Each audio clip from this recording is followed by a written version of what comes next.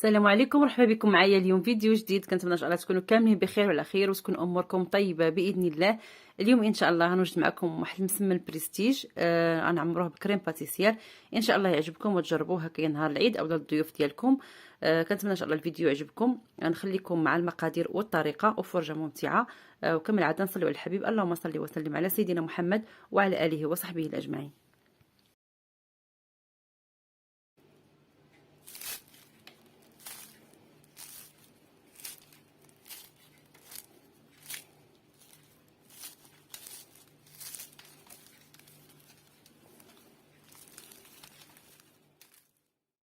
بسم الله على بركه الله. غنحتاجوا عندي هنا كاس ديال الفينو، دقيق ديال القمح، وعندي 4 ديال كيسان ديال الفورص الدقيق الابيض.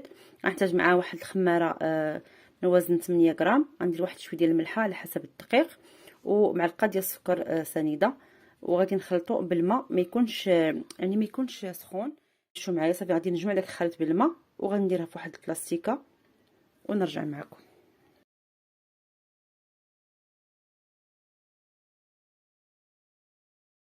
صافي هنايا جمعت العجينه، ما دلكتها ما حتى شي حاجه، كتشوفوا قدامكم. ما غاديش ندلكها، غير جمعتها. العجينه ما تكونش قاصحه وما تكونش عطيني خفيفه بزاف، ما بين وبين، لان مازال غادي نخليوها تطلق.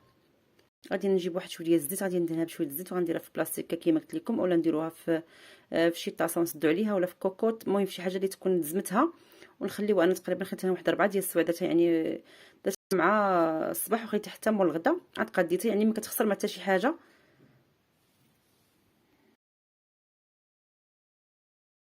هنا من بعد ما ارتاحت العجينه صافي غادي نحيدها من البلاستيكه، وغادي نحاول ندير منها كي كتشوفوا البنات كتجي مطاطي، يعني كتكون يعني دلكت بوحديتها. صافي غندير منها كرات، غندير منها 6. غادي ندير يعني كل 3 غادي نديرهم يعني في واحد المربع، يعني كل 3 غنديرهم في مربع واحد. المهم تشوفوا معايا الطريقه حتى الاخير. درت هنا كما شفتوا معايا 6 ديال الكرات يكونوا متساويين. يمكن لكم ديروهم البنات ديروا اكثر، ديروا 9، يعني ديروهم صغار الا بغيتوهم يجيكم صغار. صافي هنايا غادي ندهنهم شويه الزيت، غنديرهم في شي صينيه وغادي نغطيهم ونخليهم تقريبا غير واحد 5 ديال الدقائق، غير باش يطلقوا شويه، لان كما شفتوا كانوا متلوقين ودرناهم كرات كيتجمعوا شويه. صافي وغادي نكمل معكم. هنا البنات ما ذكرتش معكم ني الكريم ديال الباتيسير، يعني كلشي تبارك الله تيعرفوا. كنديروا نصدروا ديال الحليب 3 ديال المعالق كبار ديال السكر، 3 المعالق كبار ديال كريم باتيسير كتباع جاهزه، من الاحسن ما ديروش النشا. هنا كتجي زوينه، يعني كريم باتيسير كتكون مزيانه. واللي ما عندوش بحال ما عندكمش الكريم باتيسير ديروا النشا، وديروا واحد المعلقه صغيره ديال لاغوم ديال الحامض باش كيعطي داك اللون وحتى النكهه، لان النشا شويه تيكون ما فيش الذوق زوين. هنا كيما شفتوا معايا عندي لافه ديال الزبده ذوبتها. هنا عندي استعملت انايا اطلس، راني وريتها لكم في الصوره. يمكن لكم ديروا الزبده، يمكن لكم ديروا اي حاجه، المهم الزبده ديال التوراق. وعندي الزيت باش نبقى نطلق العجينه باش ما تبقاش تلصق ليا بالزبده. كما شفتوا معايا البنات قلت لكم الكريم باتيسير انا موجداها قبل، يعني ضروري تكون بارده. يعني كندير لها في الاخر واحد شويه ديال الزبده وتنخليوها باش ما ديرلناش داك القشره الفوقانيه. من بعد كنجبدها وكنطربها باش تطلق، ما تبقاش ليا يعني مجموعه. هنا كما شفتوا معايا غادي نطلق الكره الاولى مزيان. ضروري البنات تلقوها تتولي يعني سطح العمل تيبان، ضروري من هذه المرحله هذه ما تخليوش العجينه تكون غليظه. هنا البنات تحذف لي داك المقطع، يعني ديك الكره اللي شفتوا معايا في الاول طلقتها مزيان على سطح العمل حتى رجعت رقيقه، وكندهنها بالزبده، درتها على شكل مربع. وشريت الكره الثانيه طلقتها بدورها حتى هي مزيان، ودرت لها حتى هي الزبده، ودرت فيها هذاك المربع كما شفتوا معايا. يعني الكره الاولى درناها في الكره الثانيه وكندهنوا ما بيناتهم بالزبده. دابا هنايا غادي ندهن بالزبده وغادي ندير مربع يعني وحده في وحده. غادي نجيبوا الكره الثالثه، انا غادي نوريكم البنات. غادي نجيبوا الكره الثالثه وغادي نطلقوها حتى هي، وغندهنها حتى هي بالزبده، وغندير فيها هذا المربع هذا.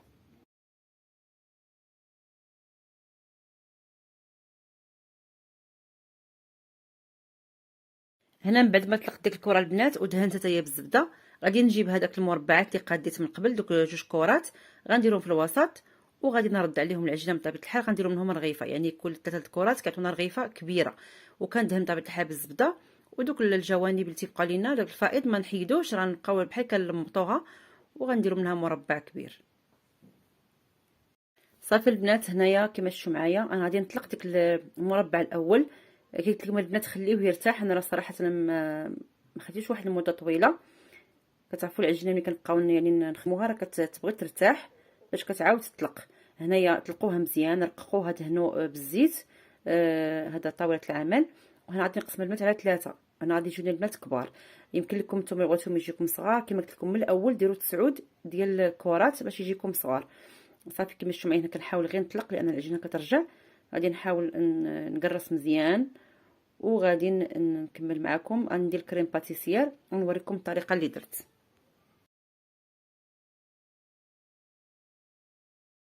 هنا البنات غير كنطلق العجينه مزيان. انا راه صاوبت الاولى، غادي ندير معكم الثانيه باش تشوفوا. هنا كناخذ كريم باتيسير كنديرها في الوسط. يمكن لكم البنات ديروا كميه اكثر، انا كنكتفي بكميه يعني ما تكونش كثيره بزاف. هنا شفت اختياري، اللي بغا يديروا اللي ما بغاش يديروا ما يديروش. صافي وغادي نرد الجانب الاول كما شفتوا معايا، ودائما نقادو الجناب باش ديك الكريم باتيسير ما تخرجليناش في الطياب، ونردو الجهه الاخرى ونحاولوا نضغطوا عليهم الجوانب مزيان من الجوانب باش داك الكريم باتيسير ما تخرجناش البنات من العجين. هنا البنات غنعطيكم 6 ديال المسمنات. انا درت هنا غير 5 و6 درتهم مربعات صغيورين، درت فيهم غير الشوكولا.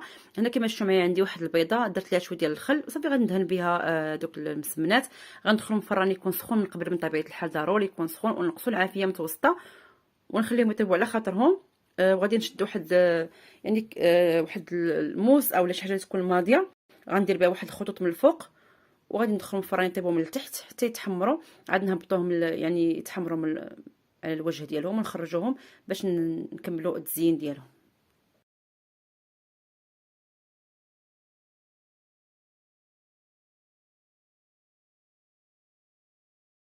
هنا من بعد ما خرجتهم البنات من الفران كما شفتوا معايا تيجيو محمرين من الفوق وتا من التحت.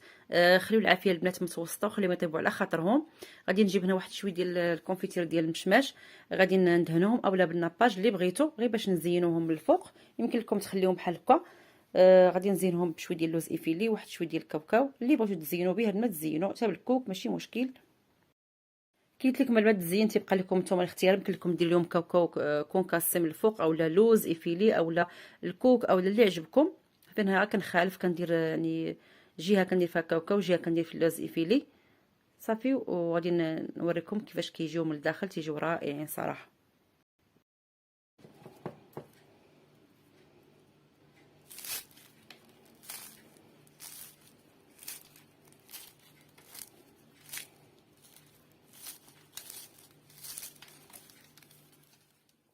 هنا البنات الفيديو كيوصل للنهايه ديالو. كنتمنى ان شاء الله يكون هذا الفيديو عجبكم وتجربوا صراحه مسمن تيجي رائع. غير جربوها البنات وخليوا لي الاراء ديالكم في التعليق، والى اللقاء الى فيديو قادم باذن الله.